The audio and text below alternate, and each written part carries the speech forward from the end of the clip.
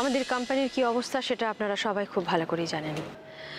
একটা ঠিক জায়গায় পৌঁছতে আমাদের খানিকটা সময় লাগবে, কিন্তু সেটা ঠিক কতটা সময় সেটাও কারখানার গেট না খোলা অবধি বলতে পারবো না।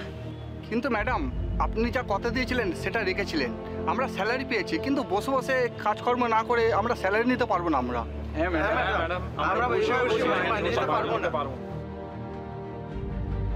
আমি জানতাম ঠিক এই প্রশ্নটাই আপনাদের মনে আসবে, আর ঠিক সেই জন্যই যতদিন না অবধি কারখানার গেট খুলছে, কোম্পানির কাজ ঠিকঠাক মতন আগের মতন শুরু হচ্ছে, ততদিন অবধি আপনাদের একটা অন্যরকম কাজের সঙ্গে যুক্ত করব।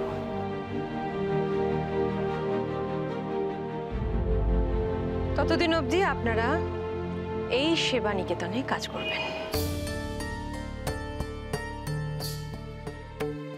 কিন্তু ছোট মা, যেখানে মার্কেটে আমাদের ডিমান্ড এতটা পড়ে গেছে, এখন প্রোডাকশনটা এতটা করে কি লাভ? একথা কেন বলছো সাত্তকী? মার্কেটে আমাদের যে সুনামটা আছে সেটার কথা খেয়াল রাখতে হবে। আর তাছাড়া এখনো অনেক মানুষ আছেন যারা আমাদের আয়ুর্বেদিক প্রোডাক্ট ইউজ করার জন্য ওয়েট করে আছেন। হ্যাঁ, সেটা ঠিকই। প্রচুর মেল আসছে আমাদের প্রোডাক্টের ডিমান্ডে। হ্যাঁ বাবা, কিন্তু এখান থেকে প্রোডাকশন করে কি আমরা আদৌ মার্কেট ধরতে পারবো? অভ্র, মার্কেট ধরার জন্য আমরা প্রোডাকশন করতে চাইছি না। আমরা যখন ফুরিয়ে যায়নি, হারিয়ে যায়নি, সেটা বোঝানোর জন্য প্রোডাকশন করতে চাইছি।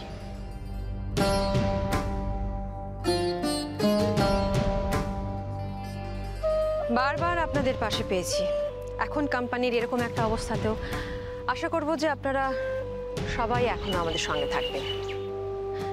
হ্যাঁ, উদ্যোগটা খুব সামান্য, কিন্তু কে বলতে পারে এখান থেকে আমরা একটা নতুন, একটা বড় কিছু সূচনা করব না? বিন্দু থেকেই তো সিন্ধুর জন্ম হয়। আমি বলছি বলে আপনাদেরকে আসতে হবে, আপনারা আসতে বাধ্য এমনটা নয়। আপনারা যারা যারা ইচ্ছুক তারাই আসবেন।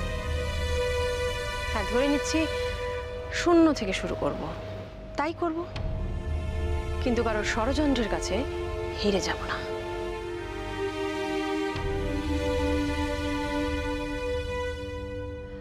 আসুন আজ থেকে একটা নতুন দিনের স্বপ্ন দেখা শুরু করি আমরা।